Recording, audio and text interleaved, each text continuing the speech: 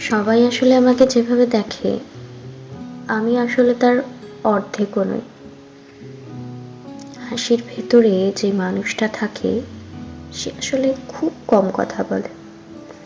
তার অভিমানগুলো শব্দ পায় না, তার কান্নাগুলো অনুমতি চায় না।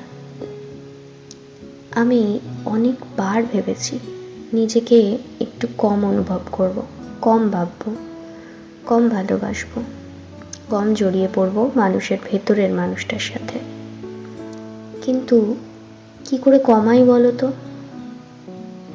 আমি তো এমনই। কারো চোখে নীরবতা দেখলে তার না বলা গল্পগুলো শুনতে পাই। আমি ক্লান্ত হই, তবু শক্ত থাকার অভিনয় করি। কারণ ভেঙে পড়ার বিলাসিতা আসলে সবাই পায় না। আমার ভেতরে একটা সমুদ্র আছে, যার ঢেউ বাইরে আসে না, শুধু জোয়ার ভাটায় বদলায় নিঃশব্দে। আমি কারো জীবনে হয়তো প্রথম পছন্দ নই, কিন্তু আমি কারো ভুলও নই।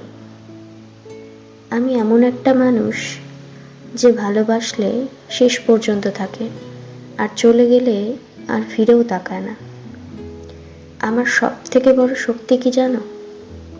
আমি ভাঙি, আর ভেঙে গিয়েও নিজেকে নতুন করে গড়ি।